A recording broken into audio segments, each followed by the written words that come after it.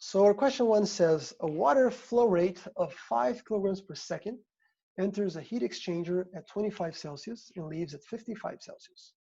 What is the rate of heat transfer within the exchanger? So the rate of heat transfer, so it doesn't want the energy, it wants the rate of energy. So it's how energy is changing with time. Okay, so what does that mean? It means that just calculating the energy is not going to be enough. We need to know the power, right? So let's think about this for a moment. What is the heat exchanger? What is a heat exchanger? Just think of it as a box for now in which energy is exchanged, okay, in which heat can go back and forth between bodies. Later into the semester, we're going to have a look into different heat exchangers, how we can design them, differences between them. You guys are going to calculate some things around them. For now, it's just a box in which energy is exchanged. So we have water entering at 25 and then it's leaving at 55. So we know for that to happen, it needs to absorb some energy. And this energy absorption is going to happen inside this box that we're going to call heat exchanger. And because we know the temperature is increasing, we know, let me just put a better C here. Because we know the temperature is increasing, we know that Q, that is the energy, is going from this heat exchanger into the water, right? We know that's happening. Now, if my energy is related to the Cp, the mass, and the delta T, if I derive this in respect to time, that is, if I take the derivative in respect to time to get the rate which we're asked, I would have to derive the whole right side of the equation as well in respect to time. Right? Now, what happens here is interesting because it doesn't matter how much time elapses, my Cp does not change because the Cp is related to the water and nothing else. It's a property that's dependent on temperature. So as the temperature is changing, it's going to change, and we're going to talk about that in just a second, but it's not depending on time per se. And this delta T, because we're talking about steady state, is not going to change. What do I mean by that? It means that it doesn't matter how much time elapses, this 55 is going to be 55, and this 25 is going to be 25. And again, I'm going to elaborate more on that as we go, okay? But for the time being, all we need to know is that the rate at which heat changes with time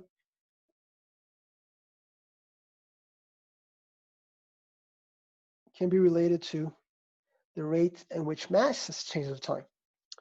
Okay, and another way to write this, if you guys don't like this notation, is just to use a dot, right? So dot for rate, Cp, delta T, m dot for mass rates right there. Okay, so we can calculate that rate just by relating these things. And we have the Cp of water, we have the difference in temperature, and we have the mass flow rate. It's 5 kilograms per second. So our math becomes quite trivial, right? It's going to be 4.2, that's kilojoules per kilograms Kelvin, times difference in temperature, 55 minus 25, that's 30. And it's a difference, so it doesn't matter whether it's Celsius or Kelvin, it's going to be the same. And my mass flow rate is 5 kilograms per second. If you look at our units, what's happening here is we're getting rid of this Kelvin, we're getting rid of this kilograms, and we're left with kilojoules per second. And you guys recall, hopefully, that power is given in watts, and that watts is the same thing as joules per second. Okay, so what we're extracting out of this equation is the rate of heat, or the power, same thing, and that's going to be given in kilojoules per second. And I got 630 for this first problem here.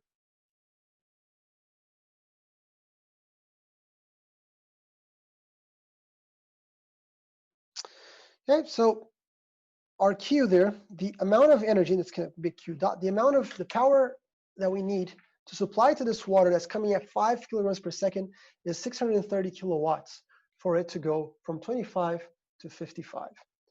All right, and now we go on to this question. This question continues on to say, okay, what is, so now if I have water coming in at 85 and leaving at 60, okay, so now the water we know is going to be releasing energy to this heat exchanger, not absorbing it. So now if I have water coming in at 85 and leaving at 60, how much can I have going through it if I want to maintain these two temperatures? Okay, if I still have the 630 kilowatts happening in this heat exchanger, that's still the exchange of energy that we have. How much water can I have going from 85 to 60? And I'm going to give you guys some time to do 1, 2, and 3. Just mind you that 1 is being asked in mass flow rate, 2 is mass flow rate, and 3, because it's air, it's not a liquid, it's gas, it's volume flow rate. Okay? So we're going to have to convert it into volume flow rate. So I'm going to give you guys like 5 minutes to have a look, see if you guys can figure these out, and then we'll do it together. All right, so let's have a look. So I just do little drawings here to explain what we're seeing, and we're trying to solve this question here. What flow rate each of the following heating fluids is required to satisfy the above heating duties? The above heating duties is the one we just found, which is 630 kilowatts. So to satisfy the 630, how much water could go from 85 to 60? First thing I would like you guys to notice is, well, Q is inverted, right? It's going out of the water. That's something always that's very good to keep in mind, as opposed to the way it was before, right? And the other thing I want you guys to notice is the following. Check it out. Our delta T here is 85, 60. It's 25 Celsius or Kelvin. Okay, so if we still have the same amount of energy for the same fluid, they're both water, but one had a delta T of 30 and now have a delta T of 25, it means that we can have more water going through this pipe, right? So as we approach this question, the only certainty that we have is that the mass flow rate that we grab out of this has to be greater than 5, because 5 was the mass flow rate that we could have before with the same 630. So if the same 630, and now if a smaller delta T, it means we can have more water.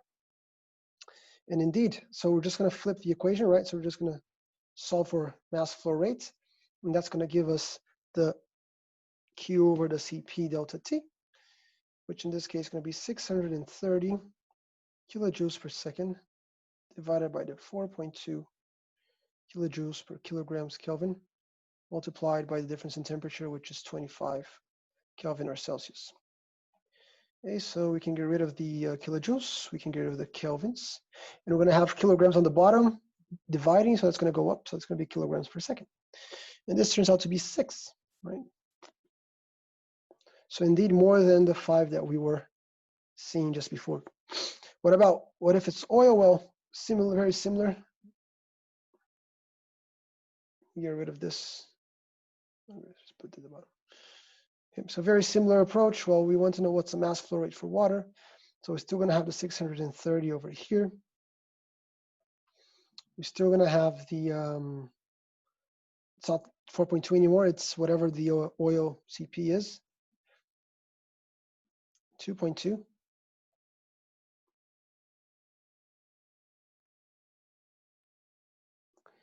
And our delta T is from 55 to 20, so that's 25 as well. So that's, yeah. So we're going to have 30 Kelvin, right? So we're going to have 35 on the top there, on the bottom there. We're going to have 2.2 on the bottom and 630, and that renders about 8.18. It's probably 8.2. Go for 8.2. Okay, so for these, for the same 630, now we have 8.2 kilograms per second of oil that can go from 55 to 20. What about air? Well, for air, we can do the same thing. Let me just actually have this in the last class, I guess. Just get rid of this for now.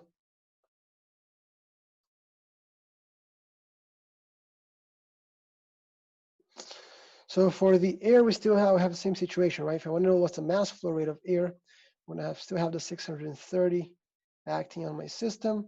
But now I'm going to have to use the Cp for air. If you guys go up the table, Cp for air is 1, and it's an ideal gas according to its density. So we can treat air as an ideal gas sometimes, not all the times, but at least in this unit, I think you're always going to treat it as an ideal gas. And our difference in temperature is from 140 to 75. And it's Kelvin as well. And I got 9.7. So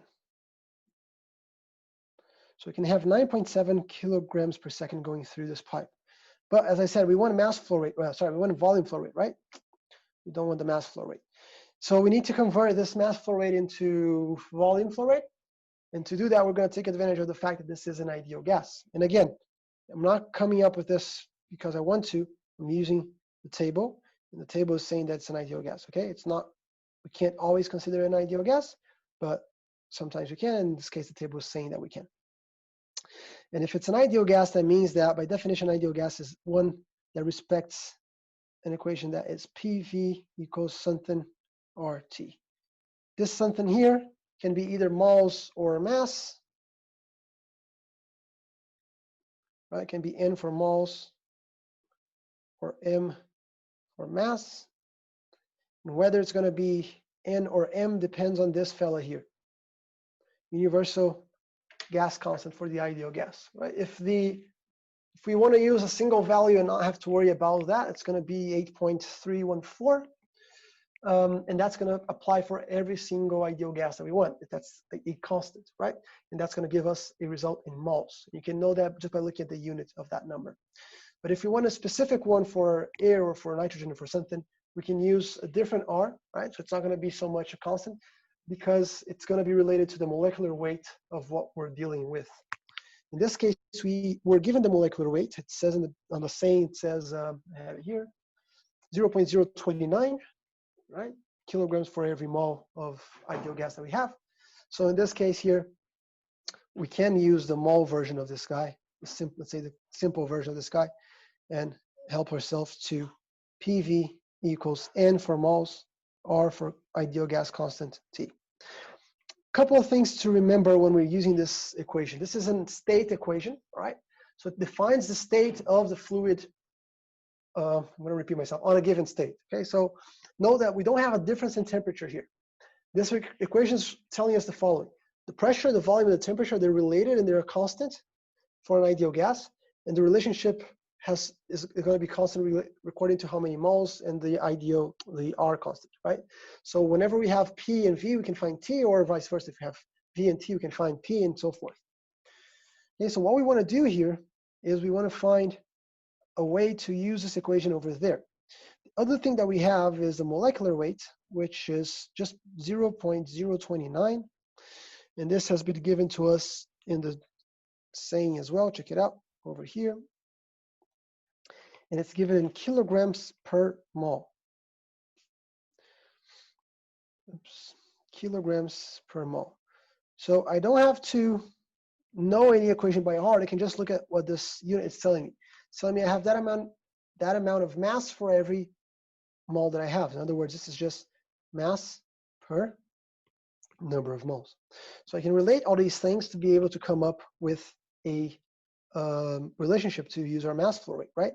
Because if I sub in there the number of moles by the molecular weight, I'm going to have that P times V equals M divided by molecular weight, gas constant T.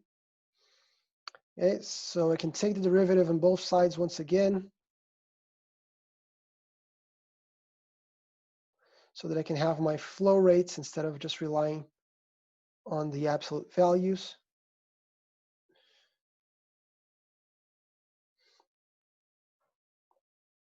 The derivative of, oops, forgot the T here. Derivative of the volume with respect to time is literally the volume flow rate, right? It's how the volume is going into this heat exchanger over here, right? It's the rate at which the volume is going into that guy there. The pressure in relationship to time is this 200 kilopascals here, right? I'm talking about that entrance there. And that's not going to change regardless of how much air goes through there. We're talking about steady state. Likewise, the molecular weight doesn't really care how much time elapses. It's a relationship between the mass of the molecules and the number of moles that we have. Gas constant, it's a constant, doesn't change with time. And the temperature, just like the pressure, it's not a delta T, it's not going from 140 to 75, it's just one value of temperature, it doesn't really care about time. Okay, so this becomes pressure dV dt equals RT divided by molecular weight dN dt, right? If you want to write that, oops, the MDT, not the N. If you want to write down the other way, it's the same thing, another notation, it's the same thing as the volume flow rate, like that, for dot. RT molecular weight, M with the dot. Okay, we have, check out, we have M with the dot. We already have that, this guy here. We have the molecular weight, it's been given to us, pressure, temperature, and R. So we have everything we need to be able to solve this. So my volume flow rate will be RT mass flow rate divided by pressure, molecular weight. So let me just pick your brains for a second. This guy's the ideal gas constant, will be given in Pascal times meters cubed per mole per Kelvin. Okay. This guy here is the molecular weight. It's given in kilograms per mole. This guy here is pressure needed in pascals. This guy here is mass flow rate, kilograms per second. And this guy here has to be temperature. Okay, so the values I'm going to put here are, I'm going to put 8.3, that's the constant.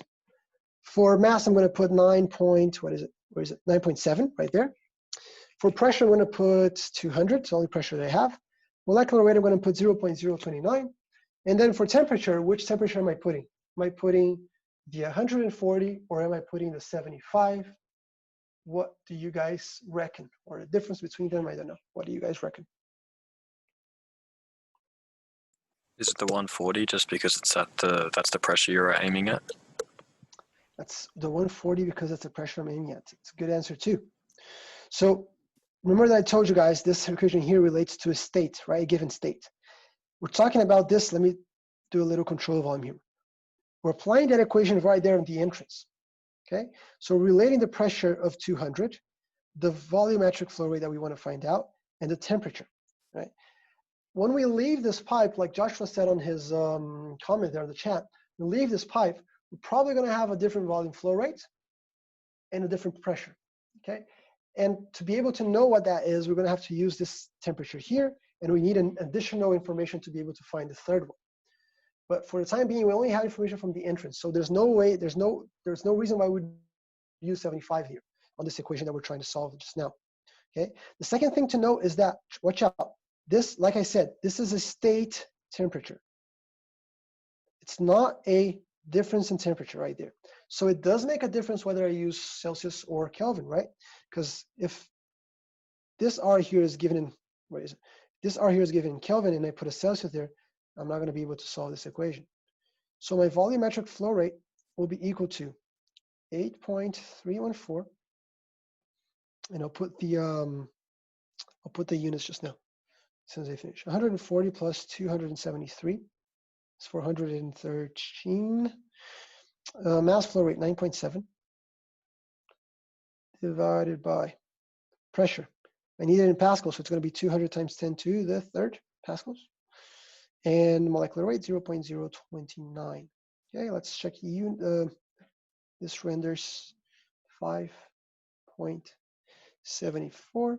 And we need to be extra careful for units. Wrong units will give us a wrong answer. And please mind that for the assignments as well. Okay, so we have pascals times meters cubed times Kelvin, divided by moles Kelvin, times Kelvin, times kilograms per second. And then we're going to have the dividing pascals on the bottom dividing. And I'm also going to have on the bottom dividing kilograms per mole. So what happens here? Let's see. My Pascal cuts my Pascal, my Kelvin cuts my Kelvin, my mole cuts my mole, my kilogram cuts my kilogram, and I'm left with, that's a horrible combination there. I'm left with meters cubed per second, which is precisely volume flow rate. Okay? So we just found out that if we want this heat exchanger to absorb 630 kilowatts of this air so that it will go from 140 to 75, that means we can put through that heat exchanger 5.7 meters, cubic meters per second.